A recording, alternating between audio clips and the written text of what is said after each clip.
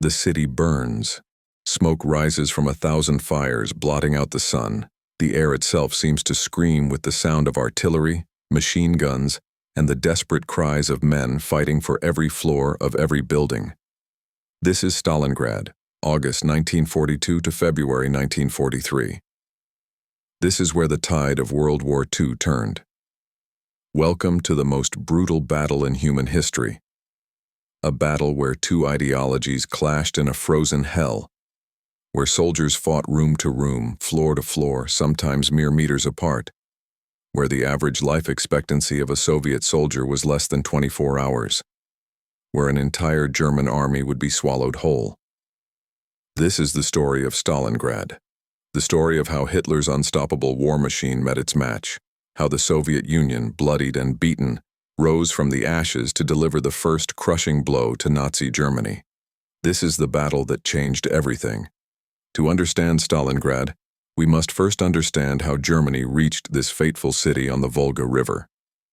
By the summer of 1942, Hitler's invasion of the Soviet Union, Operation Barbarossa, was entering its second year.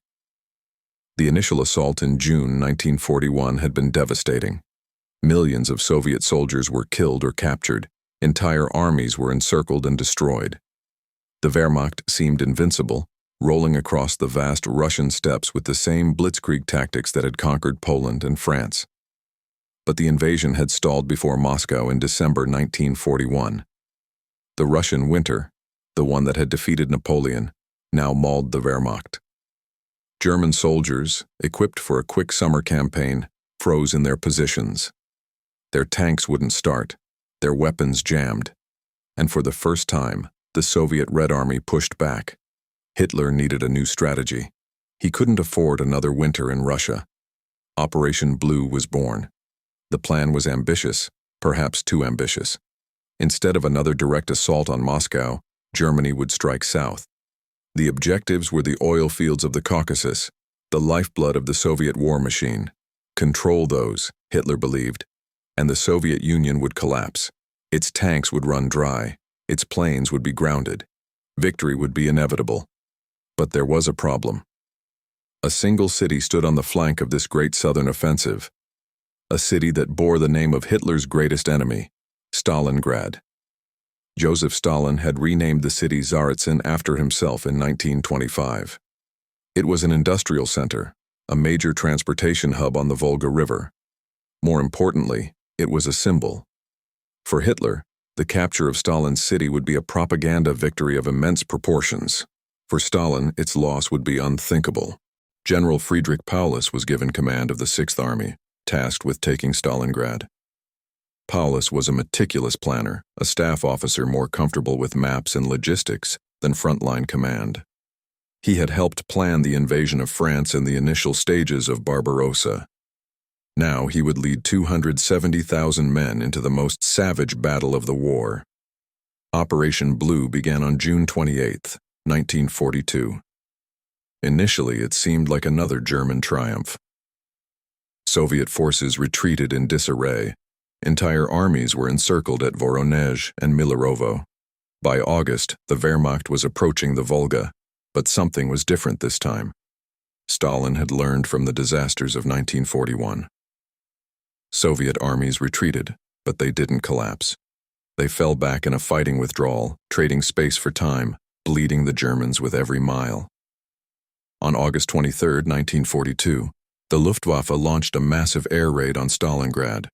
Over 1,000 aircraft dropped incendiary bombs on the city. The wooden buildings of the residential districts became an inferno. Estimates suggest that 40,000 civilians died in that single day of bombing. The city, which had housed 600,000 people, became a landscape of rubble and ruins. But the bombing, intended to break Soviet morale, would prove to be a strategic error. The rubble created the perfect defensive terrain. Every collapsed building became a fortress. Every crater became a fighting position. The Germans had transformed Stalingrad into a defender's paradise. The German Sixth Army reached the outskirts of Stalingrad in late August. They expected to take the city in days, perhaps a week. They would fight there for 5 months. The initial German assault was devastating. The Sixth Army, supported by the 4th Panzer Army, pushed into the city from the west and south.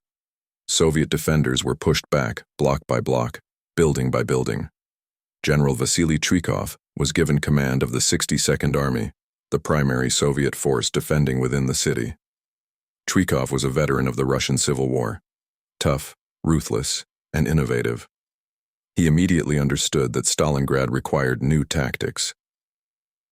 "We will defend the city or die in the attempt," Trikov told his officers. But he knew conventional defense would fail. The Germans had superiority in tanks, aircraft, and artillery. In open ground, Soviet forces were annihilated. Trikov's solution was brutal in its simplicity. Close combat, hug the Germans, became his doctrine. Soviet troops were ordered to fight as close to German positions as possible, sometimes only 50 meters apart. This neutralized German artillery and air support, as they couldn't bomb their own troops. It turned the battle into a savage melee of grenades, bayonets, and close-quarter gunfire. The city was divided into 3 main sectors: the industrial district in the north with its massive factories, the central district around the Mamayev-Kurgan hill, and the southern residential areas. Each would become its own private hell. Mamayev-Kurgan, a hill that dominated the city and the Volga crossings, changed hands multiple times. Soviet and German dead carpeted its slopes so thickly that witnesses reported the earth itself looked gray from the sheer mass of bodies. The strategic importance was immense. Whoever controlled the Kurgan could direct artillery fire across the entire city. But it was the factories that became the most infamous battlegrounds: the Red October Steel Factory, the Barakati Gun Factory, and the Dzerzhinsky Tractor Factory. These massive industrial complexes became fortresses. Battles raged through their workshops, assembly lines, and basements. German soldiers called it Rattenkrieg, the Rat War. Buildings were fought over floor by floor. Soviet defenders would hold the basement while Germans occupied the first floor, with battles raging through the stairwells. Snipers became kings in this landscape of ruins. One Soviet sniper became legendary. Vasily Zaitsev, a shepherd from the Ural Mountains, was credited with 225 confirmed kills during the battle. His duel with German sniper Major Erwin König, though historians debate whether König actually existed, became the stuff of legend. For days, the two supposedly stalked each other through the ruins, a private war within the greater war. Soviet defenders developed new tactics born of desperation and ingenuity. Storm groups, small units of 6 to 8 men, armed with submachine guns, grenades, and satchel charges, became the primary assault force. They would infiltrate German positions at night, using sewers and trenches, striking fast and disappearing into the rubble. The Germans, masters of combined arms warfare, found their tactics useless in Stalingrad. Tanks, the spearhead of blitzkrieg, became death traps in the narrow streets. Soviet anti-tank teams would wait in basements, allowing German tanks to pass, then emerge to destroy them from behind. A single German tank might require an entire infantry company to support it through a single city block. Supply became a nightmare for both sides. The Germans, stretched thin across southern Russia, struggled to bring ammunition and food forward. For the Soviets, it was even worse. Their supply line was the Volga River itself, under constant German artillery fire. Every night, boats and ferries would cross the Volga under fire, bringing reinforcements, ammunition, and food to the desperate defenders. Every night, many of those boats would be sunk, their precious cargo and the soldiers aboard lost to the cold, dark water. Soviet soldiers called these crossings the road to death. Fresh troops arriving in Stalingrad were often thrown immediately into battle. Officers told them their life expectancy was 24 hours. For officers, it was 3 days. These weren't exaggerations. Some divisions were effectively destroyed within days of arriving. Yet the Soviet defenders held, barely. By September, they controlled only a thin strip of the city, their backs literally against the Volga. German forces reached the river in several places, splitting the Soviet defenses. Trikov's headquarters was barely 200 meters from German positions. The pressure was immense. Stalin sent desperate messages, Stalingrad must not fall. He sent his personal troubleshooter, Nikita Khrushchev, to ensure the city was held at any cost. Behind the lines, NKVD blocking detachments shot soldiers suspected of cowardice or retreat. But the Germans were suffering too. The savage fighting was bleeding them white. Companies that had started with 200 men were down to 50. Ammunition was running low. Winter was approaching. And despite taking 90% of the city, they couldn't take that final 10%. A German soldier wrote in his diary, "We have fought for 15 days for a single house. The front is a corridor between burned-out rooms. The street is no longer measured by meters but by corpses." By November, German forces had pushed Soviet defenders into tiny pockets along the Volga. They controlled the factories, or what remained of them. They held Mamayev Kurgan. Victory seemed within grasp, but they had been so focused on the city, on taking one more building, one more street, that they failed to see the larger picture. While the Sixth Army bled itself in Stalingrad, the Soviet High Command was preparing something unprecedented. Operation Uranus was about to begin. General Georgy Zhukov was the Soviet Union's most brilliant commander. While the world watched Stalingrad burn, Zhukov was planning the counterattack. He saw what the Germans did not. The Sixth Army had extended itself deep into Soviet territory. Its flanks, stretching back hundreds of kilometers to the west and northwest, were held not by elite German troops, but by Romanian, Hungarian, and Italian armies. These allies were poorly equipped, low on morale, and vulnerable. Zhukov proposed a massive pincer movement. Soviet forces would strike north and south of Stalingrad, cutting through the weak Axis flanks, then wheel inward to encircle the entire Sixth Army. It was a bold plan, requiring the kind of operational coordination that Soviet forces had failed to achieve in 1941 and early 1942. But by late 1942, the Red Army was different. New tanks, the T-34s, were rolling off production lines in the Urals. New commanders promoted after the disasters of 1941 brought fresh thinking.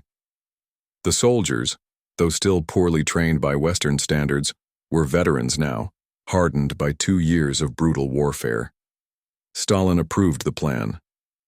Throughout October and November, Soviet forces quietly assembled north and south of Stalingrad. Over 1 million soldiers, 13,000 artillery pieces, 900 tanks, and 1,100 aircraft were concentrated for the assault.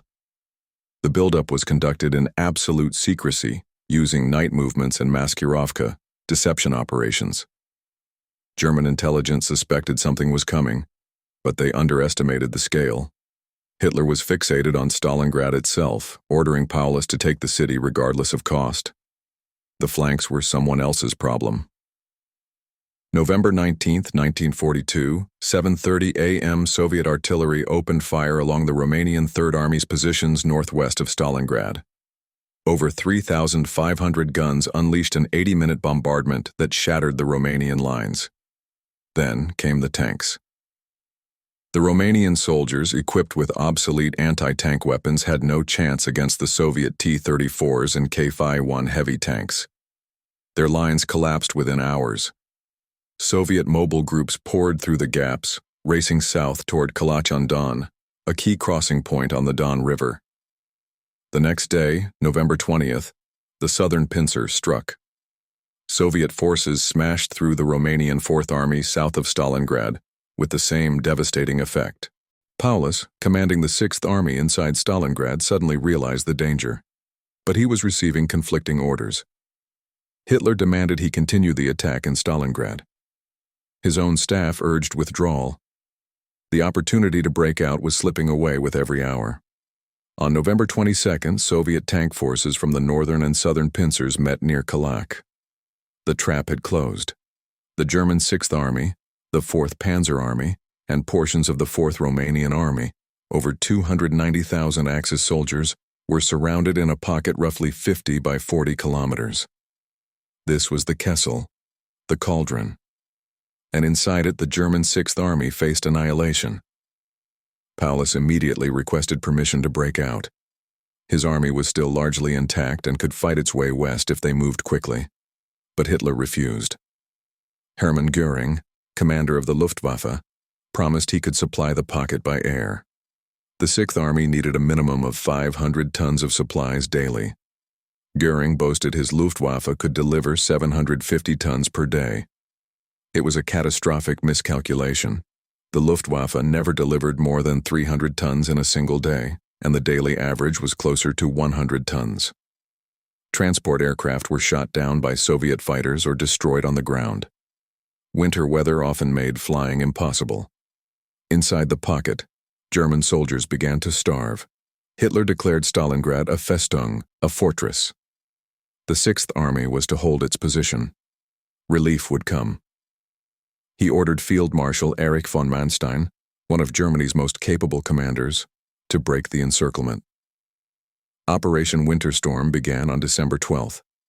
Manstein assembled a relief force built around the 4th Panzer Army. They would drive northeast toward Stalingrad, break through Soviet lines, and link up with Paulus. Initially, the attack made progress. German panzer divisions smashed through Soviet defenses, advancing 80 kilometers in a week. By December 19th, they were only 48 kilometers from the pocket. Paulus could hear the sound of their guns. Manstein urged Paulus to break out and meet him. The plan, called Operation Thunderclap, required the Sixth Army to abandon Stalingrad and fight its way southwest.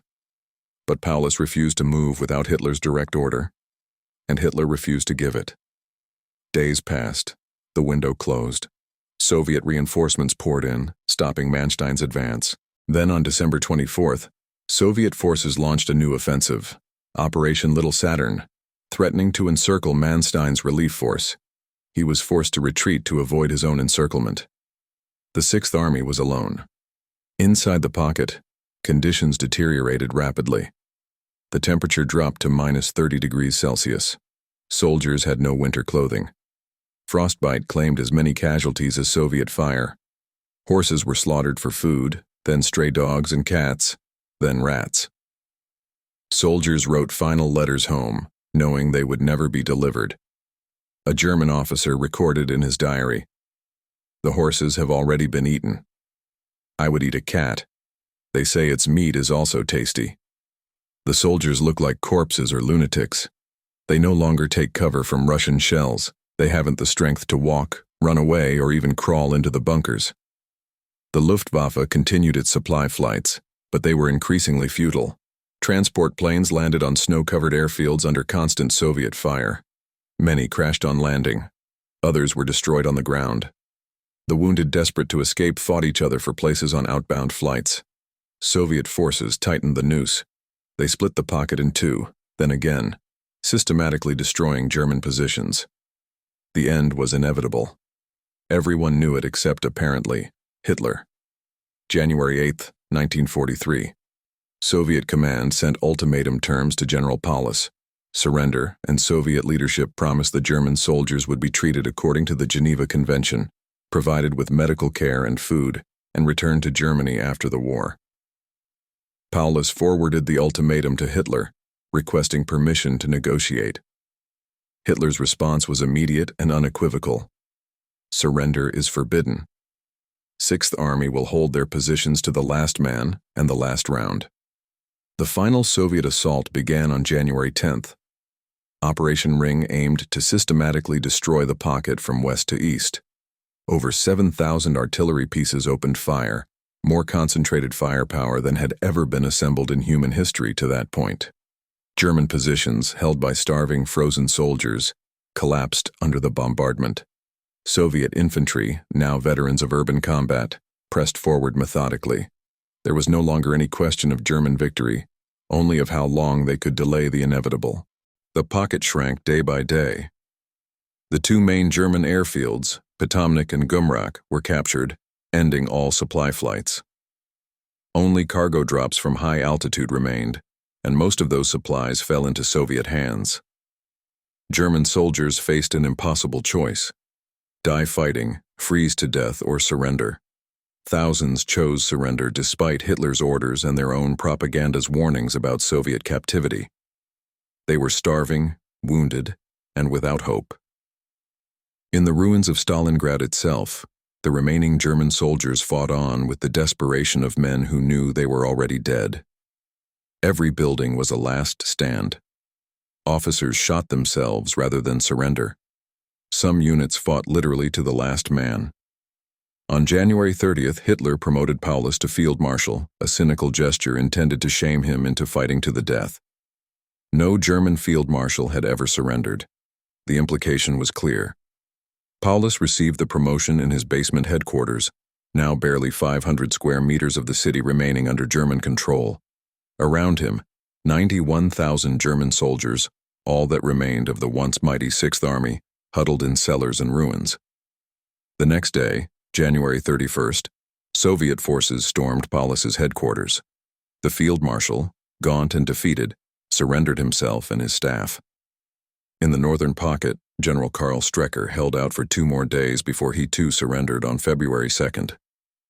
The Battle of Stalingrad was over. The statistics are staggering, almost incomprehensible. Soviet casualties are estimated at 1.1 million killed, wounded, or captured. This includes both military and civilian losses in the city and the surrounding operations. German and Axis casualties totaled around 850,000, with the Sixth Army effectively destroyed. Of the 91,000 German soldiers who surrendered, only about 6,000 would ever see Germany again. Most died in Soviet POW camps from disease, malnutrition, and the brutal conditions. The Soviets, devastated by the war themselves, had barely enough resources for their own people, let alone prisoners. But the numbers, as horrific as they are, don't capture the full significance of Stalingrad. Stalingrad was more than a battle. It was a fundamental shift in World War II, a pivot point around which the entire conflict turned. Before Stalingrad, the Wehrmacht seemed invincible. They had conquered France in 6 weeks, swept through the Balkans, and nearly reached Moscow. German tactical and operational superiority appeared overwhelming. The question was not if Germany would win, but when. After Stalingrad, that aura of invincibility was shattered. Germany's best army, commanded by a newly promoted field marshal, had been completely destroyed. The myth of German military supremacy lay buried in the rubble of the city. For the Soviet Union, Stalingrad was vindication. After the catastrophic defeats of 1941 and early 1942, they had not only stopped the Germans but destroyed an entire army. Soviet military leadership, purged and discredited before the war, had proven they could match and exceed German operational art. The psychological impact cannot be overstated. In Germany, the defeat sent shockwaves through the population. Goebbels declared 3 days of national mourning. German civilians, fed a steady diet of propaganda about imminent victory, suddenly confronted the reality that Germany might actually lose the war. In the occupied territories of Europe, resistance movements took heart. The Germans could be beaten. The war was not over. Among the Western Allies, Stalingrad provided proof that the Soviet Union would survive, that the Eastern Front would continue to bleed Germany white. It changed strategic calculations about the Second Front and post-war planning. Operationally, Stalingrad marked the point where initiative on the Eastern Front permanently shifted to the Soviet Union. Yes, Germany would launch one more major offensive at Kursk in July 1943, but that too would end in failure. From Stalingrad onward, it would be the Soviets advancing, the Soviets encircling German armies, the Soviets liberating territory. The Red Army learned critical lessons at Stalingrad. Urban warfare tactics developed in the rubble would be applied in Budapest, Warsaw, and ultimately Berlin. The operational art of deep operations and encirclement, perfected at Stalingrad, would be used repeatedly as Soviet forces drove west. The Germans learned lessons too, though ones they couldn't afford. The overextension of forces, the obsession with symbolic objectives over strategic sense, the refusal to authorize tactical retreats. These would be repeated mistakes. Hitler's refusal to allow Paulus to break out became a template. Later, he would trap armies at Korsun, in the Courland pocket, and ultimately in Berlin itself. For the individuals who survived Stalingrad, both Soviet and German, the battle was a trauma that would haunt them for life. Soviet veterans spoke of it in hushed tones, if they spoke of it at all. German survivors faced not only the physical and psychological wounds but also the shame, in Nazi Germany's eyes, of surrender. Vasily Chuikov, the tough defender of the city, would go on to command Soviet forces that took Berlin in 1945. Georgy Zhukov, architect of the encirclement, would accept the German surrender in Berlin. The road from Stalingrad to Berlin ran straight. For Friedrich Paulus, the aftermath was complex. He spent the rest of the war in Soviet captivity, eventually joining the National Committee for a Free Germany, a Soviet-sponsored organization of German POWs opposed to Hitler. After the war, he lived in East Germany, his name forever synonymous with Germany's greatest defeat. The city itself was rebuilt after the war, renamed Volgograd in 1961 during de-Stalinization, though many Russians still call it Stalingrad. The Mamayev Kurgan today holds a massive memorial complex, dominated by the Motherland Calls, a towering statue of a woman with a raised sword, commemorating the battle. In the grand narrative of World War II, Stalingrad stands as the supreme test, not just of military prowess, but of will, endurance, and the capacity for human suffering. Two totalitarian ideologies clashed in the ruins and one emerged broken. The Battle of Stalingrad reminds us that wars are not won only by superior technology or tactics, though those matter. They are won by the soldiers who endure the unbearable, by commanders who can adapt to chaos, by nations willing to pay any price for survival. When we look back at World War II and ask when the tide turned, when Germany's defeat became inevitable, the answer is clear. It happened in the frozen ruins of a city on the Volga River, where the Wehrmacht bled to death in a battle it should never have fought, for a city whose only strategic value was its name. Stalingrad was where Hitler's ambitions died. It was where the Soviet Union began its long, terrible march to Berlin. It was where the outcome of World War II was decided, the battle that changed everything. The Battle of Stalingrad remains the bloodiest battle in human history. Over 2 million casualties, military and civilian combined, in 5 months of fighting. The city itself was utterly destroyed, erased by fire and steel, but from those ruins emerged the beginning of the end for Nazi Germany. The soldiers who fought there on both sides demonstrated the absolute extremes of human courage and human cruelty, human endurance and human suffering. Today, as we remember Stalingrad, we remember not just a military turning point, but a human tragedy of unprecedented scale. We remember the millions who died, the soldiers who fought, building to building, floor to floor, the civilians caught in the maelstrom, the prisoners who died in the cold. We remember Stalingrad because it shows us the true cost of war, the true price of tyranny, and the tremendous sacrifice required to defeat it. The ruins of Stalingrad are long since rebuilt. The Volga still flows through the city. But the echoes of that battle, the turning point of the Eastern Front, the moment when the tide of World War II truly turned, still resonate through history. Never forget Stalingrad. If you enjoyed this video, comment, like, and subscribe for more World War II stories.